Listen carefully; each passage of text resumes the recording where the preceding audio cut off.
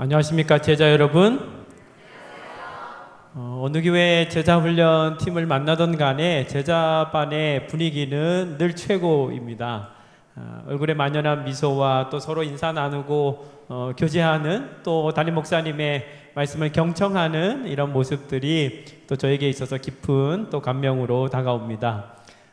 정말 울림이 있는 아름다운 찬양을 또 선사하신 우리 집사님에게 감사를 드립니다.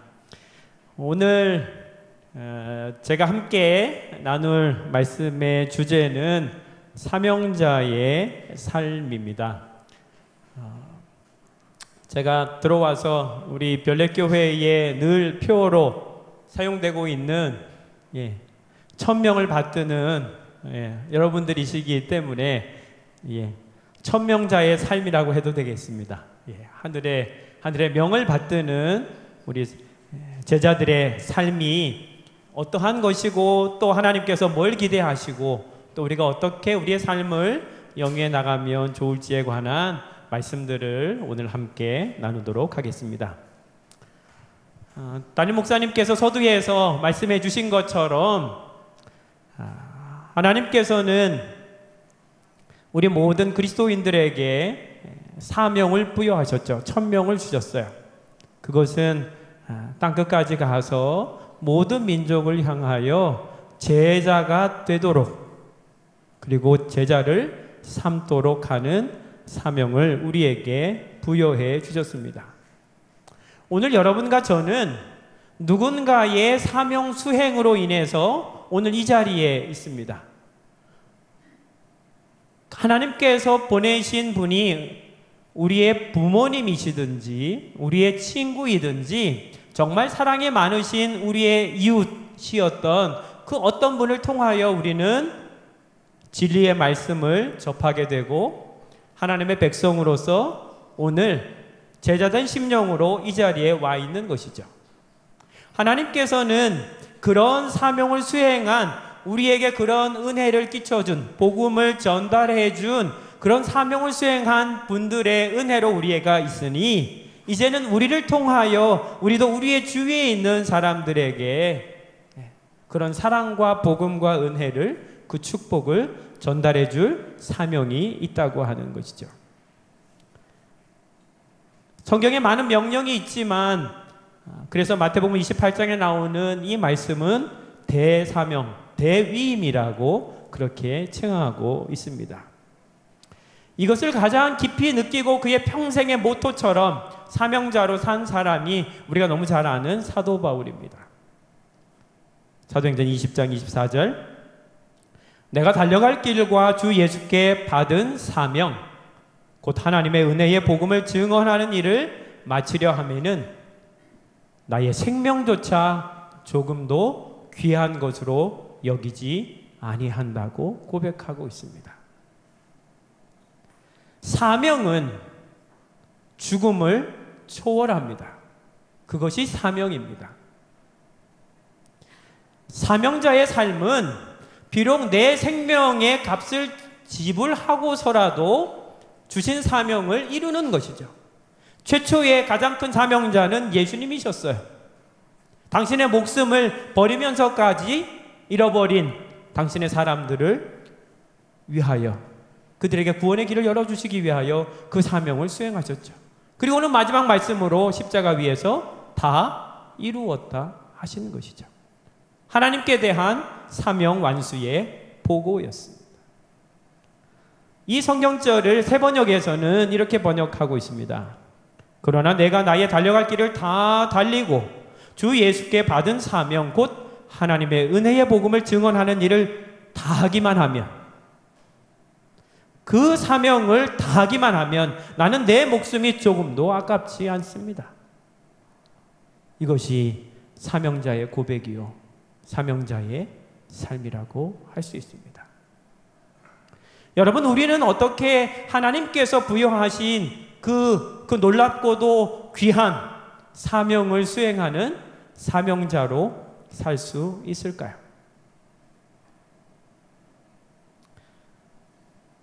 우리가 잘 아는 스파이더맨입니다.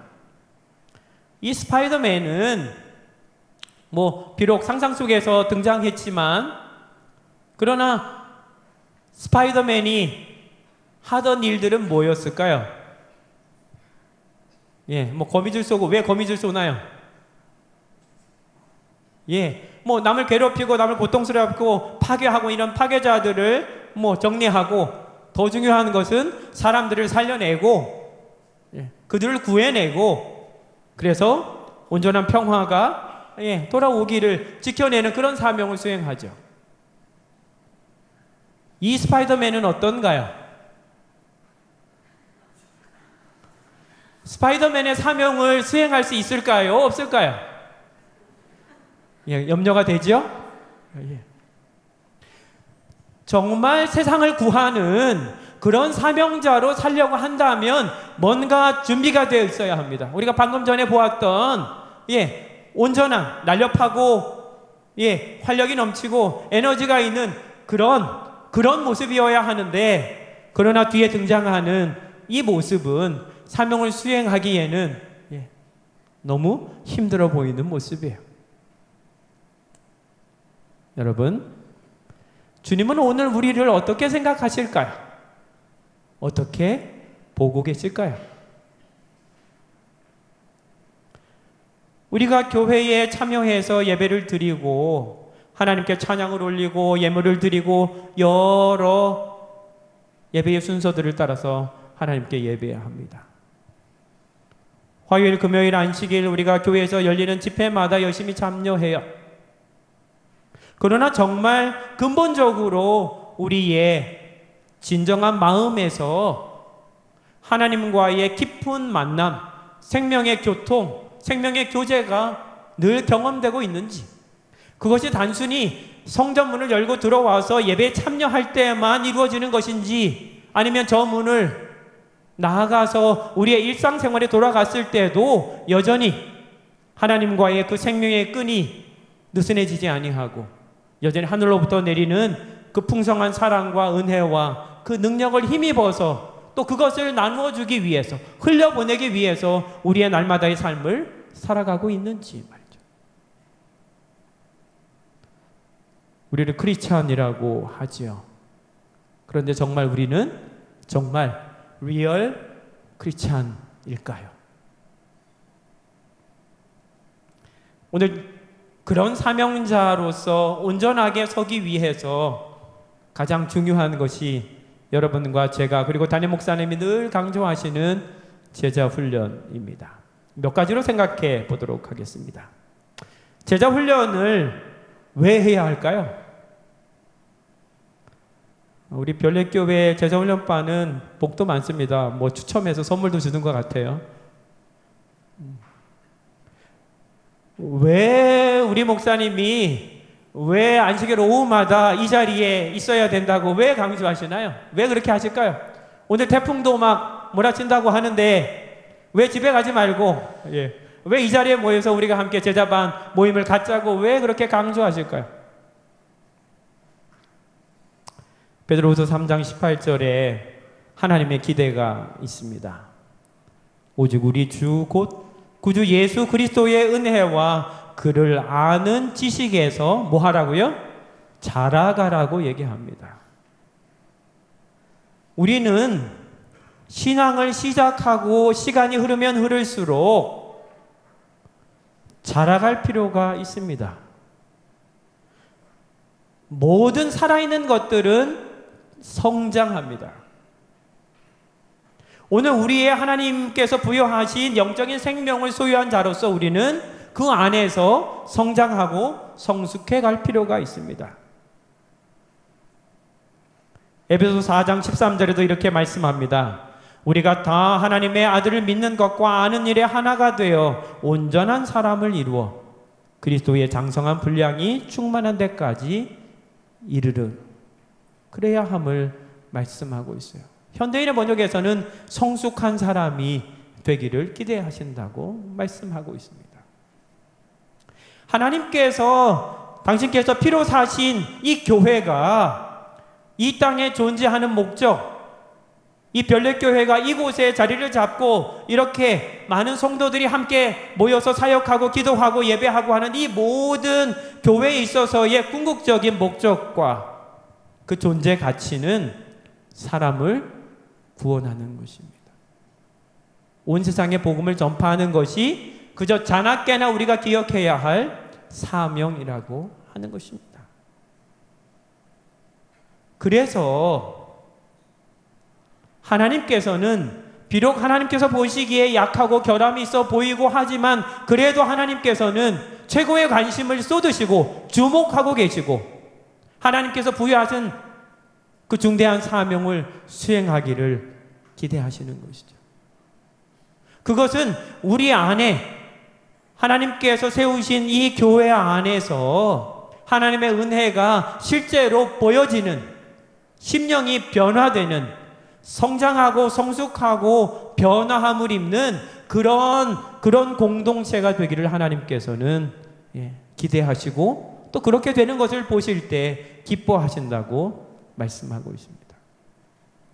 정말 우리 별내교회가 이 교회에 몸담고 그리고 제자반에 참여하여 여러 순서들을 통하여 여러 사역들을 통하여 우리의 심령이 변화함을 입는 그런 놀라움을 서로 간에 목도하는 그런 하나님을 기쁘시게 하는 그런 역사가 풍성하게 일어나게 되기를 바랍니다.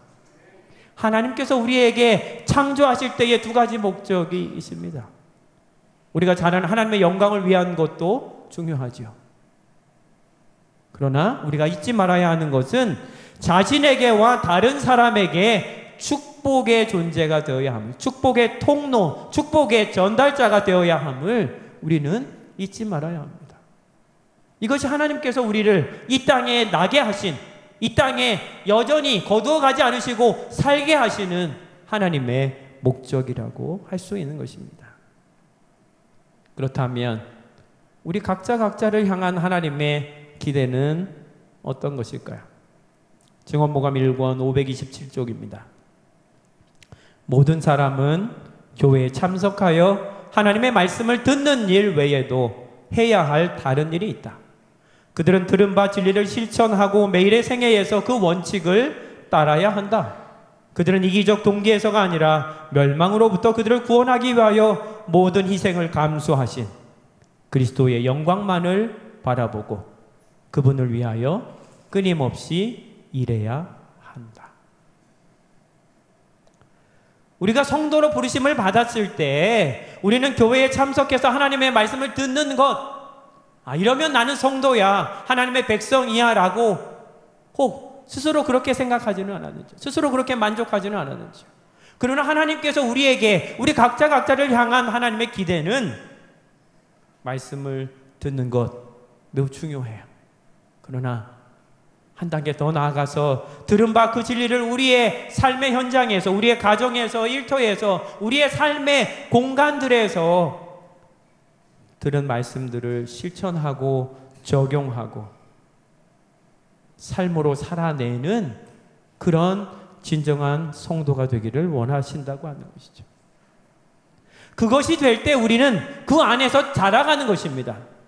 교회에 참석해서 말씀을 듣는 것, 어쩌면 초보적인, 기본적인 단계라고 할 수 있어요. 그런데 우리가 그 안에서 자라가면서 이제 들은 바 말씀을 우리의 삶의 현장에서 적용하고 실천하고 늘 하나님과 동행하고 하나님의 도우심과 인도하심을 구하는 그런 삶을 살아갈 때 우리는 그 기본 단계에서 더 성장하게 된 것이죠. 가장 성숙한 단계는 그리스도의 영광만을 바라보고 그분을 위해서 끊임없이 일하는 거예요. 우리의 주위에 있는 사람에게 우리의 시야를 넓히고 힘겨운 것, 어려운 것, 아픈 것, 슬픈 것, 어떤 상황에 처했는지 돌아보고 그들의 필요를 채우고 그들을 섬기고 사랑하는 과정 속에서 궁극적으로는 예수님께서 하셨던, 예수님께서 그 모든 치유의 사역과 여러 가련하고 정말 속절없이 소망 없이 살아가던 그 사람들을 만나고 용서를 선언하시고 궁극적으로는 천국을 그들에게 소개하시고 선물하신 것처럼 우리도 우리의 삶에서 신앙적인 삶을 영위할 뿐 아니라 우리가 가진, 그리고 예수님께서 이 땅에서 오셨을 때 끊임없이 사역하셨던 그 일에 동참하고 동역하는 것이 가장 성숙한 성도의 모습이자 하나님께서 기대하시는, 하나님께서 여러분과 저를 향해서 정말 그렇게 성숙하게 자라가기를 소망하신다는 것을 우리가 잊지 않으면 좋겠습니다. 그것이 우리의 존재 가치고 우리의 사명입니다. 시간이 좀 흘렀지만 예전에 아이들 사이에서 이 귀돌이 볼펜이라고 하는 것이 유행한 적이 있습니다. 근데 이것이 투칼라 볼펜이에요. 그래서 동물의 캐릭터를 이제 이렇게 사용을 해가지고 그 윗부분에 있죠. 그래서 뭐 오른쪽 귀를 누르면 검정색이 나오고 왼쪽 귀를 누르면 이제 빨간색이 나오고 하는 투컬러 볼펜이에요. 그래서 여기 귀를 눌러주세요 이렇게 써 있는 거예요. 그러나 여러분, 알록달록하고 색깔이 다양하고 귀여운 동물 캐릭터가 있지만 이 볼펜에게 있어서 가장 중요한 건 뭔가요? 글씨가 잘 써져야 되는 거죠. 아무리 곰 모양이 여러 가지로 그것도 우리에게 기쁨을 주기도 하지만 일정 부분의 기능을 하지만, 그러나 정작 볼펜의 존재 사명은 글씨가 잘 써지는 거예요. 하나님께서 각양각색으로 우리를 창조하시고 우리를 주의 뜻과 섭리를 따라서 어느 곳에 두셔요. 어디서 살게 하셔요. 어디에서 몸담게 하셔요. 하나님께서 오늘 우리를 살게 하시는, 우리를 머물게 하시는 그 동네에, 그 아파트에, 그 공동체에 하나님께서는 우리의 존재 가치를 드러내기를 원하셔요. 그냥 우리가 보기에 좋고, 사람들이 우리 보기에 그냥 우리가 사는 모습 이런 것들이 정말 젠틀하다, 아니면 스타일리시하다, 여러 가지로 평가를 받을 수 있어요. 그러나 정작 하나님께서 우리를 그곳에 두시는 진정한 존재 가치와 사명은 주님을 드러내는 것이죠. 볼펜에 글씨가 써지지 않으면 더 이상 그 존재 가치를 잃어버리는 것입니다.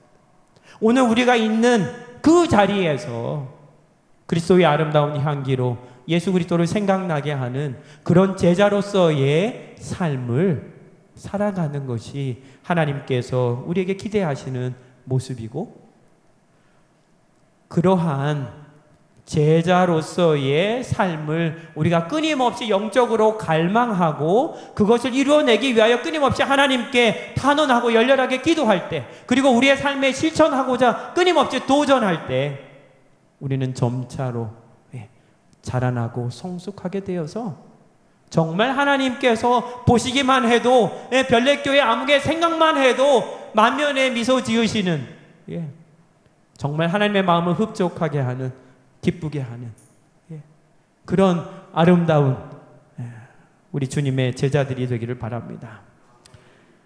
그러면 제자 훈련은 뭔가입니다. 제자 훈련이 뭐고 제자 훈련이 왜 중요할까요? 전반기에 여러분들께서 많이 배우셨을 것입니다. 갈라디아서 4장 19절에 나의 자녀들아 너희 속에 그리스도의 형상을 이루기까지 다시 너희를 위하여 해산하는 수고를 하노니 그랬어요. 너희 속에 뭐가 그려지길요? 그리스도의 형상을 이루기까지. 그래서 끊임없이 우리 담임 목사님과 또 우리 선교회장님과 우리 제자훈련반의 우리 교장님과 또 여러 임원들이 그렇게 애쓰고 수고하는 거죠.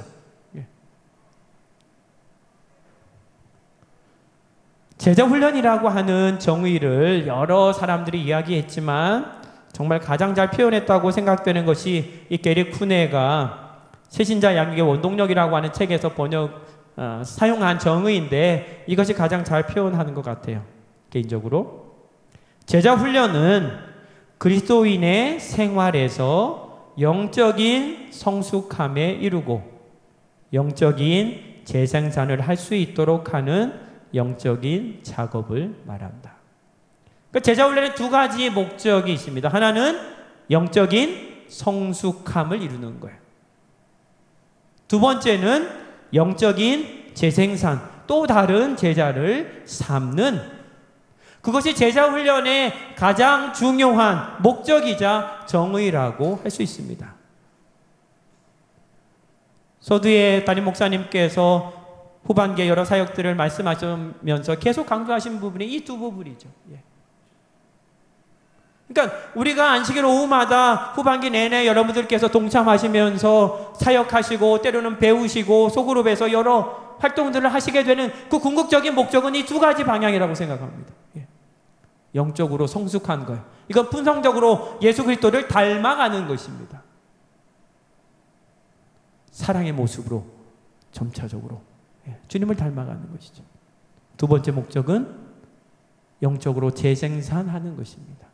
영혼을 찾아서 그를 사랑으로 섬기다가 궁극적으로는 복음을 선물하고 그도 역시 우리와 같은 제자로서의 삶을 살아갈 수 있도록 재생산하는 일, 그것이 우리가 제자반으로 모이는 이유이고 소그룹으로 활동하는 목적이라고 하는 사실을 우리가 꼭 기억하고 우리의 후반기 사역들을 그렇게 이끌어갔으면, 동참하였으면, 동역하였으면 좋겠습니다. 여러분, 우리가 교회 성장, 그리고 우리가 성도 개개인의 성장의 모습을 설명할 때 소위 야구장 이론이라고 하는 이것을 사용합니다.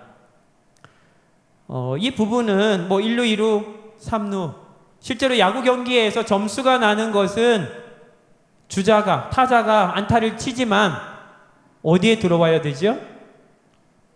홈베이스를 밟아야 1점이 납니다. 그러니까 한 사람이 복음을 발견하고 깨달아서 하나님의 백성이 됐어요. 이 과정으로 한다면 믿고 침례를 받았어요. 그러면 어디에 진출하는 거예요? 1루에 진출했어요. 근데 믿고 침례를 받았다고 해서 점수가 난 걸까요? 안 난 걸까요? 제가 오늘 무뚝뚝한 우리 교회 성도님들에게 하는 말씀이 있습니다. 대답을 빨리 하면 설교가 빨리 끝납니다. 이렇게 말씀을 하는데요. 자, 믿고 침례를 받아서 교회 일원이 됐어요. 1루에 진출했습니다. 점수 나요? 안 나요? 안 나요. 그냥 1루에 진출한 거예요. 점수를 얻을 확률이 높아진 거예요. 근데 우리는 어쩌면 자꾸 믿고 침례를 받으면 1점 올린 걸로 생각해요. 자꾸. 그러면 됐다 이렇게 생각합니다.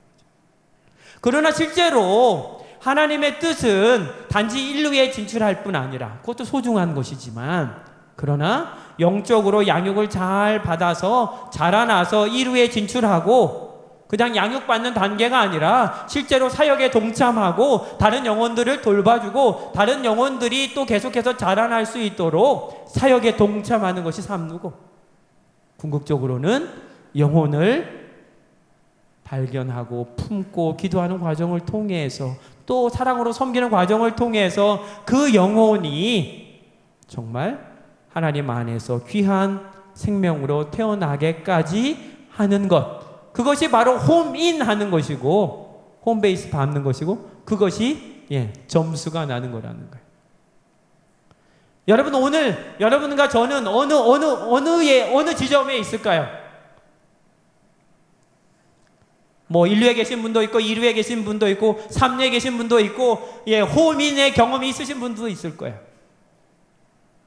여러분, 우리에게 있어서 우리의 개인적인 신앙적인 성장, 성숙의 목표점이 있어야 돼요.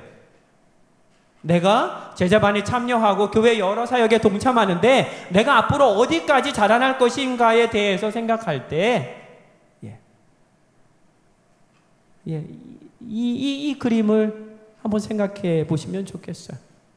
그래서 우리가 믿고 침례를 받아서 성도가 된 것 중요하지만, 그러나 제자훈련과 소그룹 사역을 통해서 우리가 점점 자라나고 2루에 진출하고, 그리고 그 자라난 것을 그저 나만 누리고 경험하는 것이 아니라 사역에 동참해서 다른 사람들을 돕는 사역자로서의 사역을 감당하고, 그리고 마침내 영혼을 영적으로 재생산하는 호민하게 되는 그 단계가 정말 제대로 점수 내는 온전한 성도의 모습이라고 하는 것을 우리가 기억하면 좋겠습니다. 예수님께서도요, 짧게 요약한다면 세 가지예요. 예수님께서 제자들을 부르시죠. 나를 따라 오너라. 그리고 3년 반 동안 예수님께서 함께 있게 하셔요.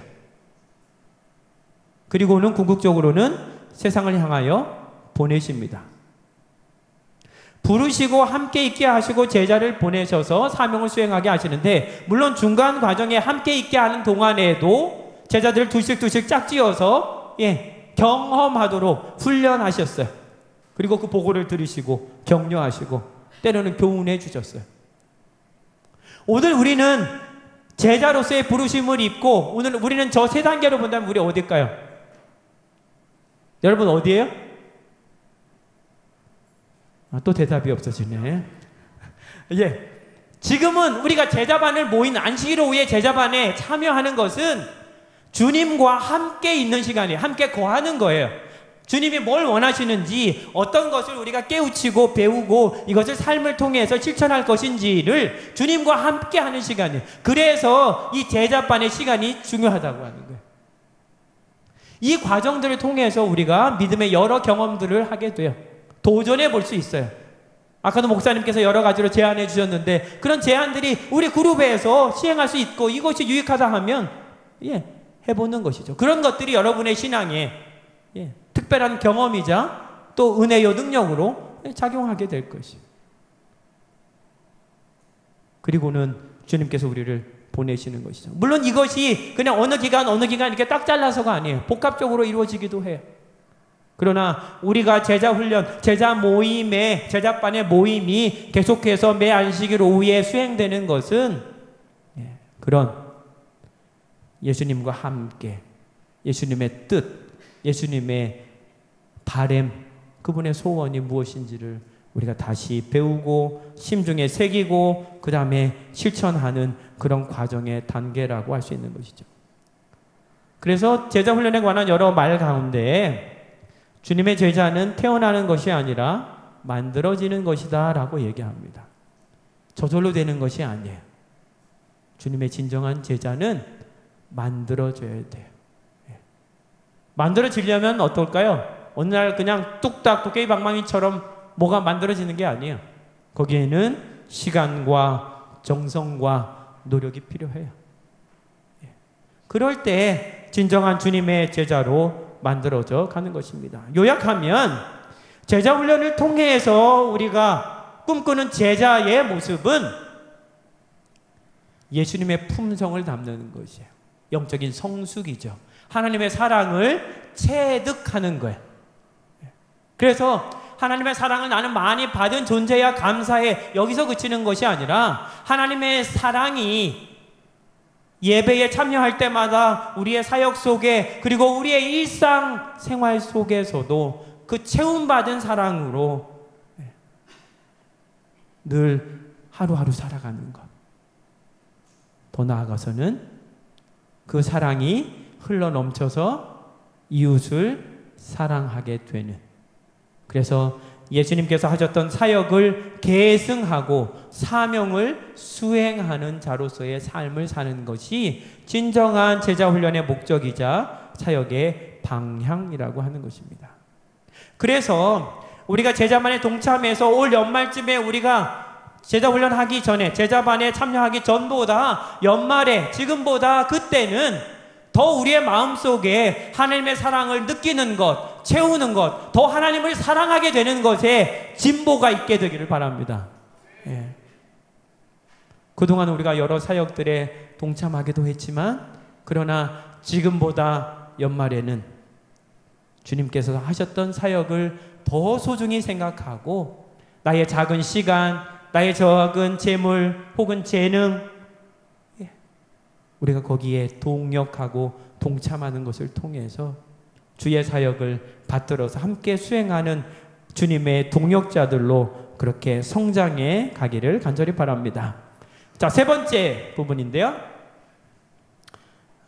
제가 1시간 딱 목사님께 분부를 받아서 3시 전에는 마칩니다. 안심은 하시고 그 전에 제가 마치겠습니다.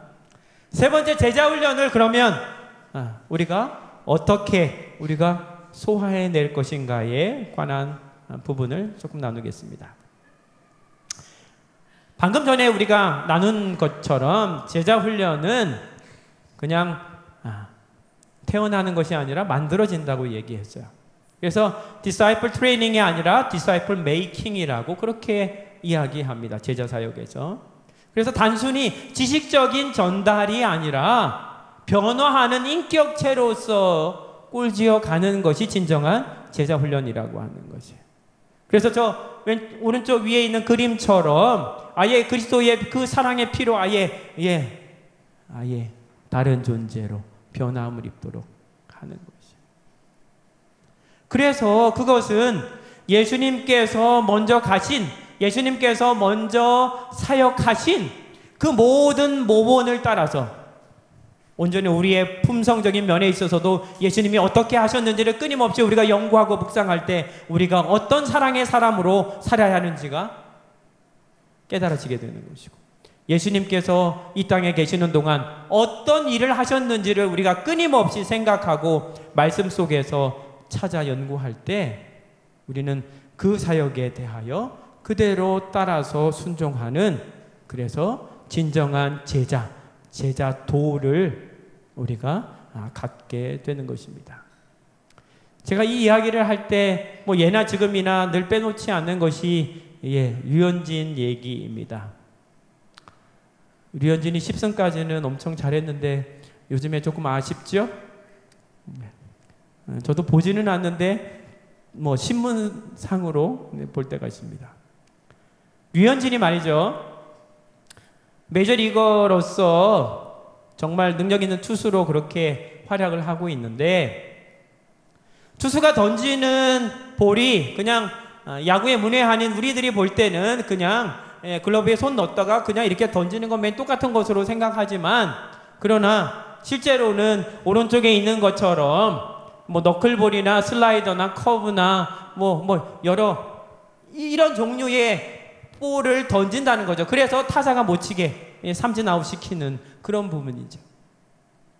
근데 이 능력 있는 야구의 투수가 어떤 볼을 던질까? 단순히 그냥 타자를 공략해서 승리할 수 있도록 그렇게 이끌어가는 데 있어서 나는 커브를 던지고 싶다, 아니면 너클볼을 던지고 싶다 그러면 공에 있어서의 손가락을 파지하는 파지법을 배워요. 파지법을 배우는 것은 얼마나 걸릴까요? 투수가 자기가 원하는 공을 던져 넣기 위해서 손가락을 너클볼을 던지려면 저기 보는 것처럼 가운데 세 손가락을 저렇게 굽혀가지고 이렇게 던져 넣을 때 너클볼이 일어나게 되는데, 그것을 어떻게 던지는지를 머리로 아는 것은 1분도 채 안 걸려요. 여러분 너클볼 어떻게 던진다고요? 지금 들었잖아요. 어떻게 해요? 가운데 세 손가락으로 이렇게 공을 이렇게 손가락 굽혀가지고 이렇게 던지면 너클볼이 나와요. 지식적으로 아는 것은 여러분은 더 천재라서 30초도 안 됐어요. 금방 알아요. 너클볼이 이렇게 던지면 되는구나. 그런데 실제로 투수가 자기가 원하는 방향으로 이 볼을 던져 넣기 위해서는 얼마나 걸릴까요? 대략 얼마나 걸릴까요? 1년. 감사합니다. 적어도 하루에 공을 그 파지법을 연습하기 위해서 적어도 1000번, 많게는 1500번까지 이 공을 계속해서 이 너클볼을 손가락 파지해서 그대로 계속해서 볼을 던지는 연습을 하루에 1000개에서 1500개를 보통 선수 6개월 걸리는데요. 그러니까 능력 있는 투수가 되는 것은 단지 그냥 그거 어떻게 하는지 이론적으로 아는 것으로는 금방 알게 되지만, 그것을 몸으로 체득해서 내 무기로 사용할 만큼 되는 것은 거기에 1000개가 넘는 볼들을 매일매일 6개월 동안이라도 계속해서 던질 때 하나의 마스터가 되는 거예요. 근데 그런 것들도 많이 있잖아요. 여러 가지가. 오늘 우리가 제자로서 우리가 너무나 잘 알아요. 우리가 어떻게 우리가 거룩한 하나님을 닮아가고 거룩하게 경건하게 성화의 과정을 가요? 말씀과 기도로 거룩하여 지민이라. 이미 말씀에 나와 있어요. 우리가 너무 잘 알아요. 이거 듣고 깨닫는데 10초면 돼요. 그런데 정말 말씀과 기도로 거룩하여지는 것을 경험적으로 체득하는 데는 얼마나 걸릴까요? 훨씬 더 많은 시간과 노력과 훈련이 필요한 것이죠. 그러니까 우리가 이론적으로 아는 것이 아니라 제자반, 제자 사역에 있어서의 핵심은 그저 우리가 머리로 아는 것을 우리의 가슴으로 내려와서 우리의 가슴이 정말 그렇게 해야 되겠다 결심하고 실생활에서 끊임없이 말씀과 기도로서의 삶이 반복되게 될 때 우리는 체득하는 거예요. 주님의 사랑을, 주님의 거룩하심을 우리가 거룩한 습관화가 된다고 할 수 있는 것이죠. 그것을 가장 잘 돕는 것이 제자반이에요. 제자 사역입니다. 그것을 통하여 우리 속에 예수 그리스도의 그 사랑의 심장이 심어지게 되고, 그리고 우리 주위를 돌아보고 연약한 자의 손을 붙들어주고, 궁극적으로는 영원한 해결사이신 주님께로 이끌어오는 이 사역에 동참하고, 이것을 계속해서 강조하고 계속해서 방향을 지시하고 우리가 이렇게 해봅시다, 저렇게 도전해봅시다, 끊임없이 우리가 하는 과정 속에 그것이 연습이 되는 것이고 그것이 훈련이 되는 것이어서 궁극적으로는 진정한 제자의 모습으로 마스터되는 것이라고 할 수 있습니다. 그래서 우리는 제자반, 이 시간을 정말 소중하게 생각하고 동참할 필요가 있는 거예요. 그래서 궁극적으로는 우리가 진정한 예수님의 제자가 되어서 주님을 닮아가는 그 사랑의 품성의 소유자가 되고, 예수님처럼 그 뜨거운 사랑의 심장으로. 그리고 또 하나는 부여하신 사명을 수행하기 위해서 제자를 삼는 일에 있어서 우리가 끊임없이 사랑으로 섬기는 양육과 선교의 훈련과 과정을 통해서 맨 마지막 원에서 진정으로 하나님을 사랑하게 되고 진정으로 이웃을 사랑하게 되는 온전한 그리스도인, 그리스도의 장성한 분량에 도달하는 그런 열매를 우리가 얻게 될 것입니다. 오늘 우리에게 그런 거룩한 열망이, 거룩한 소원이 후반기 우리 제자반 사역을 시작하는 이 시점에 우리의 마음속에 자리 잡게 되기를 간절히 바랍니다. 여러분, 실력이라고 하는 거는 습관이 된 노력을 실력이라고 부른대요. 실력이 뭐라고요? 습관이 된 노력이에요. 노력을 계속해서 하다 보면, 그것이 마치 습관처럼 계속 하다 보면 그것이 진짜 실력이 된다는 말이에요. 우리가 정말 실력 있는 그리스도인인지 실력 있는 제자인지 말이죠. 아직 스스로 뭔가 부족하다고 여기고 아직 내가 그 단계까지는 아니라고 생각이 든다면 우리 이번 후반기 동안 더 노력하면 좋겠습니다. 그 노력이 마치 습관이 되고 습관이 될 때 우리는 정말 실력 있는 제자로, 하나님의 에이스로 그렇게 우리가 쓰임받을 수 있을 것입니다.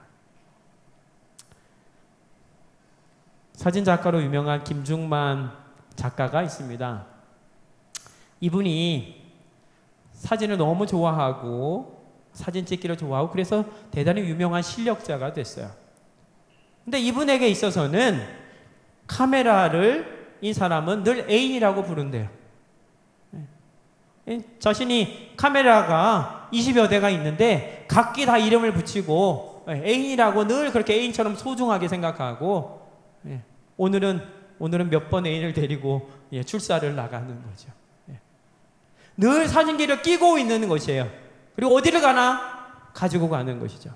이분이 뚝방길이라고 하는 작업 전시회를 기획을 하고 전시를 위해서 준비를 합니다. 준비를 하는데 이분이 한 작품 전시회를 위해서 3년을 투자합니다.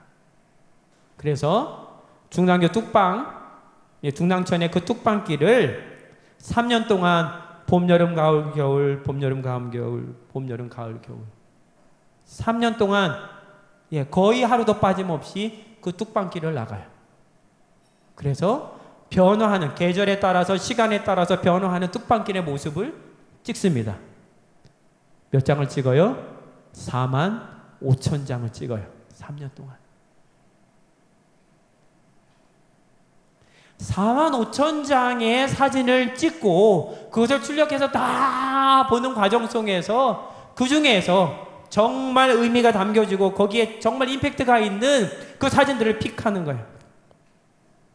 그래서 대략 50장 이내로 추려가지고 그것을 전시회를 연다는 거예요. 그래서 정말 사진을 좋아하시는 분들은 이 김중만 작가의 이 전시회를 기다린다 그래요. 이분이 42년 동안 사진을 찍었는데 70만 장이 훨씬 넘는 수년 전의 기록입니다. 70만 장이 넘는 사진을 그렇게 찍으면서 갔어요. 실력은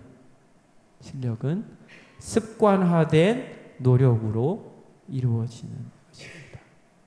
오늘 우리가 그리스도의 제자로서 우리가 정말 변화하고 성숙하기를 또 다른 제자들을 재생산하는 그런 정말 능력 있는 실력 있는 제자를 우리가 꿈꾸게 된다면 우리에게 있어서의 A는 카메라 대신에 하나님의 말씀, 하나님께 기도하는 것, 영혼에 대한 사랑, 사랑의 봉사, 헌신의 사역 이런 것들이 우리의 교회에서 우리의 소그룹에서 우리의 제자반에서 계속 반복되어지고 함께 동참하고 함께 하는 과정 속에서 어느덧 우리의 몸에 물들어지게 되고 체득되어져서 우리는 어느 순간 하나님께서 정말 쓰실 만한 그런 귀한 존재로 그런 제자로 나아가게 될 것입니다. 우리가 그런 소망을 그런 열망을 우리가 품고 살면 좋겠습니다. 네 번째 구절입니다. 예고를 해야죠. 다섯 번째가 마지막입니다. 자, 제자 훈련을 하면 그러면 뭐가 좋을까? 어떤 변화가 일어날까? 제가 한 제자분을 소개하겠습니다. 제가 목회하는 과정 속에서 한 교회에서 어느 날 한 여집사님으로부터 전화가 왔어요. 목사님 심호하시는 그 지역에 제 동생이 살고 있는데 이 동생이 아직 신앙하지는 않지만 정말 우리 동생이 꼭 신앙생활을 하면 좋겠습니다. 목사님이 좀 기도도 해주시고 좀 접촉을 해주시면 좋겠습니다. 그래서 연락처하고 뭐 이름하고 받았어요. 그래서 감사하다고 제가 그렇게 만나보겠노라고 약속을 하고 그리고는 이제 기도하고 난 다음에 전화를 했어요. 전화를 했는데 전화를 받아요. 전화를 받으시는데 제가 뭐 언니분의 전화를 받고 내가 이렇게 전화를 드린다고 그래서 뭐 우리 교회는 어디에 위치하고 언제 예배가 있고 그래서 언제든지 영적인 그런 도움이 필요하거나 뭐 이러면 언제든지 연락을 주시고 또 교회를 오시고자 하신다면 뭐 차량을 운행하겠다고 이렇게 말씀을 드렸어요. 근데 이분이 전화를 받고 나서 맨 마지막에 다 듣고 나더니 제가 아직은 준비가 안 됐고 제가 생각하기에는 그런 날이 오기는 좀 요원한 것 같습니다. 이렇게 말씀하시는 거예요. 제가 요원하다라는 말에 꽂혔어요. 요원하다는 말이 무슨 말이에요? 예, 꽤 시간이 걸린다. 뭐 아주 멀었다는 거죠. 뭐 그래도 그러면 잘 알겠습니다. 그러나 언제든지 도움이 필요하시면 언제든지 저에게 전화를 주십시오. 평안히 지내시기를 계속 기도하겠다고 하고 이제 전화를 끊었어요. 2주가 지났습니다. 2주가 지났는데 다시 언니 집사님으로부터 전화가 왔어요. 언니 집사님이 목사님, 제 여동생이 새벽에 교회에 갔다 왔대요. 그러는 거예요.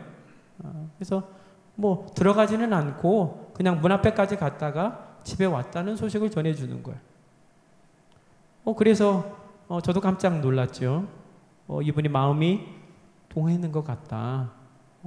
그러면 제가 다시 연락을 드리고 다시 만남을 가져보겠다고 이렇게 말씀을 드리고 다시 전화를 했어요. 전화를 해서 저희 교회에 왔다 가셨다면서요. 그렇다는 거예요. 그러면 이번에는 언제 오시든지 제가 문을 열어드리고 만났으면 좋겠다고 이제 말씀을 드렸어요. 그러더니 다시 예배 시간을 확인하고 내가 이번 화요일 저녁에 교회에 오겠노라고 결심을 했어요. 그래서 이제 화요일 날 처음 만났어요.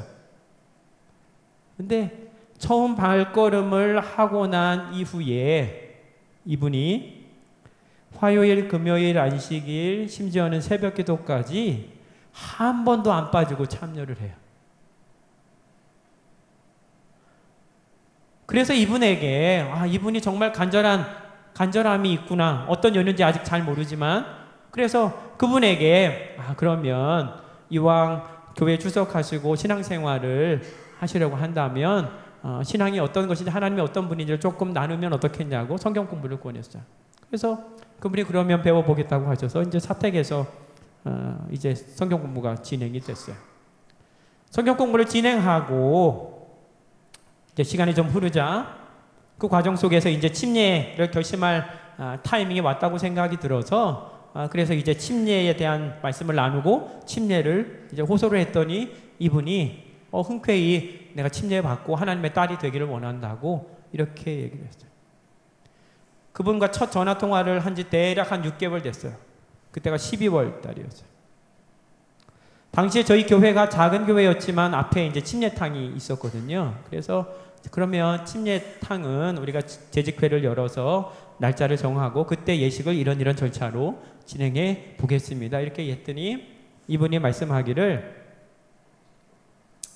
목사님, 제가 정말 신앙을 시작하고 하나님을 알게 되고 하나님의 딸이라고 하는 것, 하나님의 딸로 정말 새롭게 태어나는데 이왕이면 우리 하나님 아버지가 계신 하늘이 보이는 곳에서 침례를 받고 싶습니다. 이렇게 얘기하는 거예요. 제가 몇 월 달이라 그랬어요? 12월 달이라 그랬죠. 직원회 열고 12월 말에 뭐 해서 이제 조정된 때는 그 다음 해 2월 17일입니다.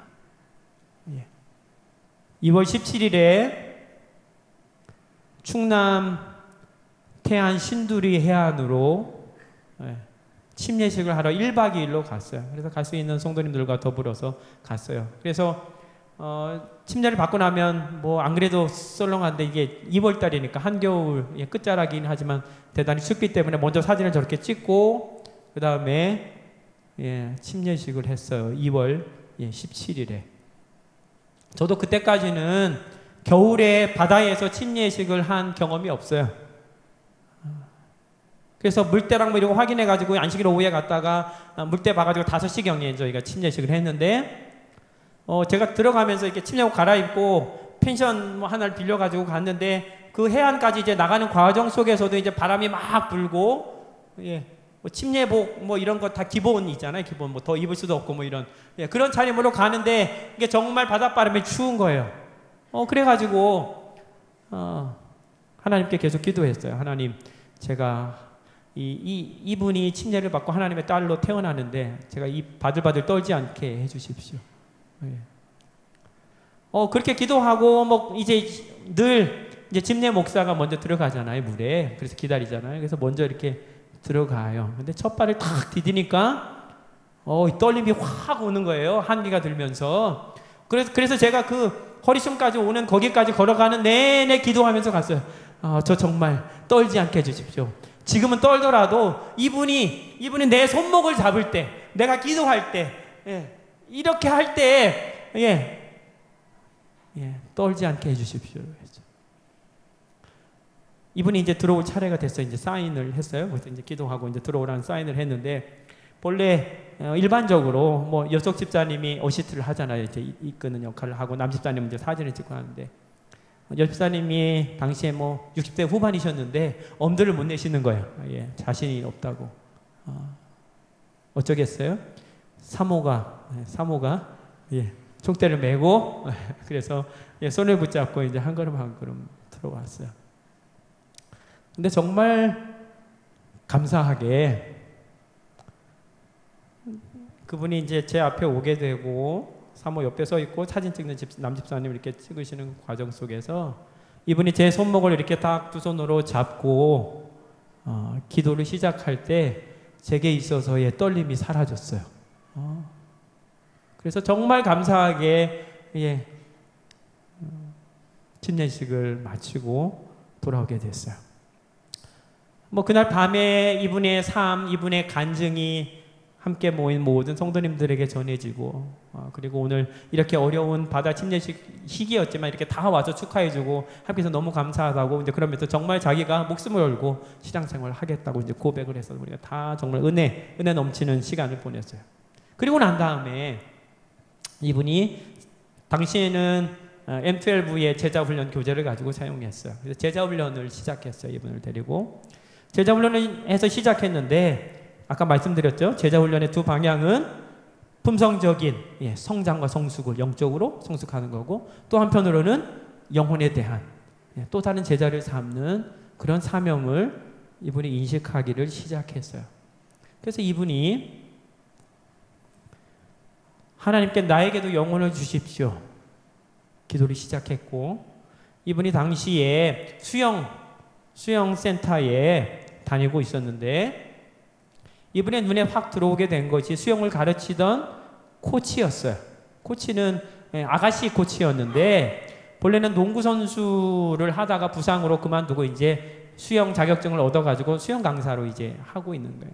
그래서 이 성도님이 저 수영 코치님을 주님께 인도해야 되겠다고 마음을 먹고 기도하면서 이분을 섬기기 시작합니다. 아까 말씀드린 것처럼 이 수영 코치는 농구 선수 하다가 수영 코치로 이렇게 바뀌었기 때문에, 예전엔 굉장히 운동량이 많았는데 운동량이 줄어들다 보니까 정말 기골이 장대할 만큼 이렇게 몸이 이제 불어나기 시작했어요. 그래서 뭐 수영 코치니까 또 이렇게 또 몸매가 드러나는 것이기 때문에 엄청 신경을 쓰기 때문에 늘 스트레스예요. 그래서 늘 다이어트에 관심이 제일 많은 거예요. 이거를 이 성도님이 캐치를 하고, 이분이 정말 관심 있는 건 다이어트니까 내가 교회에서 배운 다이어트에 도움이 될 만한 채식, 건강 샐러드를 준비해서 그 샐러드 도시락을 수영 갈 때마다 정성껏 준비해가지고 종류별로 이렇게 해가지고 그래 가서 같이 먹고 늘 그것을 준비해 갔어요. 그리고 나서 뭐 휴일이 되거나 뭐 이런 때가 되면 가까이 있는 무슨 청계산이나 관악산이나 뭐 이런 데를 같이 산책하듯 운동하고 뭐 이런 과정을 해서 몇 달이 지났어요. 그리고 나서 당시 6월에 있었던 새생명 축제에 이 수영 코치를 초청을 했어요. 그래서 이 수영 코치가 교회에서 인사하고, 그리고 이제 바로 자기가 했던 경험처럼 너도 한번 제자훈련, 이제 언니 하니까 너도 한번 제자훈련 받아봐 해가지고 성경 공부가 시작됐어요. 그래서 수영 코치하고 때로는 일주일에 2번, 때로는 1번 뭐 시간 되는 대로 성경 공부를 했어요. 제자훈련 가운데 이제 예비 신자를 위한 교재가 있었습니다. 그것도 활용해서 했어요. 8월달이 됐는데 이분에게도 이제 어느 정도 준비가 된 것 같아서 이제 언제쯤 뭐 침례에 대한 호소를 할까 하고 있는데, 이 여성도님이 목사님 이제 이 수영 코치한테 침례 줘도 되지 않아요? 이렇게 이제 자꾸 얘기를 하는 거예요. 그래서 기도하고 한번 권해봅시다 해가지고 권했는데 또 흔쾌히 침례를 받고 평생 신앙생활을 하겠다고 예수를 개인의 구주로 영접하겠다고 결심을 했어요. 그래서 이 코치에 대한 침례에 관한 것을 소개하고 결심하고 또 물었어요. 우리 교회가 침례탕이 있는데 언제 이렇게 하려고 한다고. 이 수영 코치가 뭐라 그랬을까요? 나도 이왕이면 하늘이 보이는 곳에서 침례를 받고 싶다고. 그래가지고 이때는 8월이어서 여름이었습니다. 그래서 을왕리 해수욕장에 가서 거기에서 침례를 베풀었어요.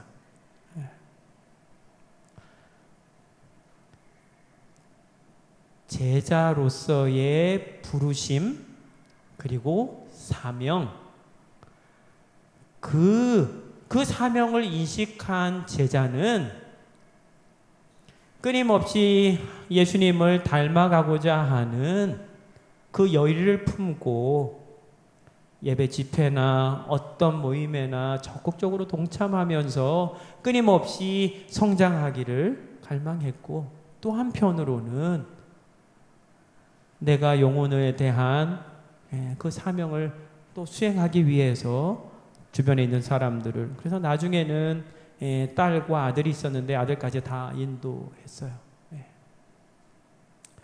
그런 과정 속에서 이분은 계속해서 성장했고, 지금은 여수석 집사로, 올해는 선교회장으로 봉사를 맡았다고 제가 연초에 전화를 받게 됐습니다. 여러분, 우리가 제자로서의 삶을, 우리의 사명을 분명하게 인식하고 우리가 주의 뜻에 합당하게 그 거룩한 열정을 가지고 끊임없이 우리가 믿음의 도전을 행하게 될 때 하나님께서 우리를 자라나게 하시고 성숙하게 하시고, 또 다른 영혼이 우리의 눈에 들어오고 또 그 영혼이 우리의 마음속에 자연히 자리 잡게 돼서 이 영혼을 위해서 계속 기도하고 싶어지고 사랑으로 섬기고 싶어져서 마침내는 함께 하늘에 가고 싶은 그런 열망으로 채워주시는 그런 은혜가 이 집사님의 경우뿐 아니라 여러분과 앞으로의 우리 모두의 그런 축복된 경험이 되기를 간절히 바랍니다. 우리 별내교회는 지금 이렇게 중앙에 아주 일목요연하게 이렇게 선교적인 여러 행사들과 계획들을 설명해 놓으셨는데, 저희는 이만큼 공간이 안 되기 때문에, 목사님이 어제 와이드라고 말씀하셨는데 제가 우리는 와이드가 아니고 4대3이라서 바꿀 시간이 없어가지고 그냥 이렇게 했는데요. 그래서 저희는 이렇게 미션 캘린더로 그냥 현수막 하나로 그냥 한 해의 선교적인 계획 부분인데요. 세로로 이렇게 보이시는 거, 헌신부터 쭉 내려가는 부분은 전도회까지 정차까지는 요즘 연합회에서 계속 얘기하는 25S에 관한 부분입니다. 그래서 헌신, 접촉, 그러니까 선교의 과정으로 전도회에서 침례를 받으면 정착의 과정을 걷고 양육으로 제자훈련반, 사역훈련 이런 부분하고, 그 다음에 소그룹에서 활동하게 되는 그런 한 개인의 성장에 대한 어쩌면 로드맵처럼 방향성을 제시한 것이고, 가로축은 교회에서 펼쳐지는 선교적인 계획, 스케줄이 가운데 핑크색으로 있는 저 전도 새생명 축제를 향해서 계속해서 선교 사역을 연결해가는 그런 사역을 하고 있는 것이죠. 그러니까 제자 사역이라고 하는 부분들은 늘 두 방향이에요. 영적인 성숙, 영적인 재생산. 이것이 그냥 선교 시스템으로, 우리 교회의 선교적인 시스템으로 그렇게 자리 잡고 그렇게 하기를 계속 도전해 나가는 것이죠. 그래서 우리는 제자로서 예수 닮은 제자, 그리고 제자 삼는 제자, 이것이 우리가 끊임없이 추구하는 가치라고 하는 것입니다. 마지막 결론 부분입니다. 그럼 이제 우리 별내교회에서 신앙생활 하시는 예수님의 제자들인 우리는 어찌하면 좋을까요? 후반기를 어떻게 보내면 좋을까요? 에베소서 4장 22절 24절에 너희는 유혹의 욕심을 따라 썩어져가는 구습을 따르는 옛사람을 벗어버리고 오직 너희의 심령이 새롭게 되어 하나님을 따라 의와 진리의 거룩함으로 지으심을 받은 새 사람을 입으라. 그러니까 옛 습관들을 다 벗어버리고 마치 나비로 새롭게 리버스 하는 것처럼 거듭나는 것처럼 그런 존재로서 새로운 사람이 되라고 우리에게 말씀합니다. 여러분, 예수님의 제자들이 예수님과 함께 여러 기간 동안 같이 있었지만 제자들에게 있어서 예수님께서 돌아가시고 부활하시고 승천하신 이후에 약속하신 그 성령을 통해서 그 사명을 수행하고자 했어요. 여전히 자신들의 모습을 보니까 너무 부족한 거예요. 그래서 예수님께서 승천하시면서 너희가 약속하신 성령이 임할 때까지 예루살렘을 떠나지 말라고 하시죠. 그래서 그들이 모여서 다락방에 모여서 기도를 합니다. 사도행전 2장에 나오는 그 성령의 능력은 다락방의 기도부터 시작했는데 제자들이 기도한 내용이 있어요. 사도행전 35쪽입니다. 제자들은 사람들을 만나기에 적합하게 되도록 그리고 매일의 교제에서 죄인들을 그리스도께 인도할 수 있는 말을 할 수 있도록 매우 열렬히 기도하였다. 뭘 기도했어요? 사람들을 만나서 그리스도께 인도할 수 있는 말을 달라고. 왜 이 기도를 드렸을까요? 베드로나 야고보나 요한이나 거기에 많은 사람들은 그저 물고기나 많이 상대해봤지 실제적으로 영혼을 만나서 그리스도를 소개하고 이끄는 데 있어서 익숙하지 않았죠. 자신이 없어요. 말주변도 없고 사람들을 만나서 어떻게 정말 젠틀하게 그들을 대하고 사람의 마음을 주님께로 이끌어가는지 능력이 없음을 알았어요. 그래서 하나님께 간절히 매우 열렬하게 기도했어요. 사람을 만나기에 적합하게 되게 그리스도께 인도하는 데 있어서 적합한 말들을 할 수 있도록 우리를 준비시켜달라고 매우 열렬히 기도했어요. 이 준비의 날들은 깊이 마음을 살피는 날들이었다. 제자들은 영적인 필요를 느끼고서 저희를 영혼 구원 사업에 적합하게 해줄 거룩한 열정을 달라고 주께 부르셨다. 그들은 단순히 자신을 위한 축복을 구하지 않았다. 그들은 영혼 구원에 대한 부담에 눌려 있었다. 그들은 복음이 세상에 전파되어야 할 것을 깨닫고 그리스도께서 약속하신 능력을 간구하였다. 그래서 오순절 다락방에서 성령을 경험하게 된 것은 이들이 예수님의 제자로서 3년 반 동안 훈련을 받고 예수님께로 모든 것을 다 배우고 익힌 듯 했지만 여전히 부족함을 느끼고 그 영적인 필요, 특별히 예수님께서 부여하신 그 사명, 가서 모든 족속을 제자로 삼으라고 하는 이 사명을 수행하기에 나는 말주변도 없고 나는 너무 능력이 부족하니 약속하신 성령을 우리에게 부어주셔서 입 좀 트이게 해달라고 말이죠. 합당한 능력을 달라고. 그래서 사도행전 2장에 성령의 임하신 모습이 불의 뭐처럼요? 불의 혀처럼 임했다고 기록하고 있어요. 성령께서 역사하시는데 혀의 모양을 한 것은 뭐예요? 제자들의 기도에 대한 응답이었죠. 예. 정말 영혼을 만나고 그들을 그리스도께 인도하는 그런 적합한 말, 그렇게 저를 준비시켜 주십시오 했는데 성령께서 그 간절한 기도를 들으시고 성령께서 예전에는 비둘기 모양으로 나타나셨는데 불의 혀처럼 나타나셔서 그들의 열렬한 기도를 응답하셨다고 하는 상징적 의미로 보여주시고, 그리고 사도행전 이후에 2장 이후에 제자들의 모습은 정말 능력 있는 성령 충만하여 그들이 언어적인 능력이 열려서 세계 각지에서 온 사람들에게 복음을 증거하고, 그 이후에 그들이 정말 순교장이 이슬로 사라질 때까지 세계 도처로 나아가서 죽는 날까지 사명을 수행하는 데 있어서 주님의 능력을 공급받은 그런 역사를 우리는 성경을 통해 보고 있는 것입니다. 오늘 우리에게 뭐가 부족할까요? 어쩌면 우리에게 예수님을 사랑하는 마음, 신앙에 대한 열심, 말씀과 기도에 대한 습관, 혹은 영혼을 마음에 품고자 하고 영혼을 섬기고자 하고 영혼에게 정말 적합한 그리스도께 인도하는 데 있어서의 그 입이 트이기를 원하신다면 이번 제자반 후반기 사역 내내 약속하신 성령의 능력을 열렬하게 기도하시게 되기를 바랍니다. 주께서 약속하신 성령을 제자들에게뿐 아니라 이 시대에 우리 별내교회의 제자 여러분들에게도 역사로 임해 주시기를 바라고 또 그렇게 해주실 것을 확신합니다. 여러분, 중요한 것은 실행력입니다. 실천하는 거예요. 오늘 생전 처음 보는 목사님보다 못생긴 사람이 와가지고 이런저런 이야기를 하는데 다 잊으셔도 괜찮아요. 그런데 내가 제자라고 하는 것, 제자로서의 사명이 있다고 하는 것, 그것을 위해서 끊임없이 성령의 능력을 구하면서 내 시간과 내 열정과 내 노력을 여기에 쏟아붓는 것.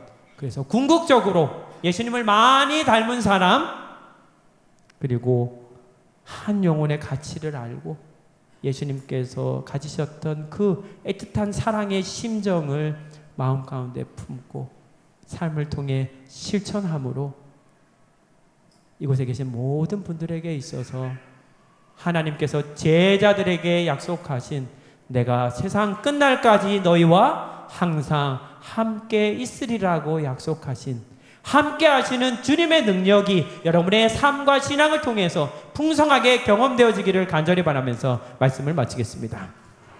기도드리고 마치겠습니다. 하늘에 계신 하나님 아버지, 우리를 진리를 발견하고 예수 그리스도에 대한 믿음 안에서 성도일 뿐 아니라 주님의 가신 길을 따라가는 제자로 불러주심을 인하여 감사합니다. 어쩌면 지난날 우리들의 모습이 제자답지 못한, 때로 성장하거나 성숙하지 못한 모습인지 모르겠습니다. 아버지, 그러나 다시금 우리에게 거룩한 열망을 허락해 주셔서 예수님을 정말 진정으로 따라가고 싶은 그 갈망이 우리 마음속에서 요동치게 하여 주시옵소서. 오늘부터 시작되는 우리 별내교회의 제자반 기간 내내 정말 성심으로 참여케 하시고, 그리고 우리의 삶 속에서 주님을 경험케 하시고 만나게 하시고, 더 나아가 영혼에게 주의 사랑과 축복과 은혜와 복음과 구원을 전달해주는 축복의 구원의 전달자들이 다 될 수 있도록 우리 모두와 함께 하시고 인도해 주시옵기를 예수님 이름으로 간절히 기도드리옵나이다. 아멘.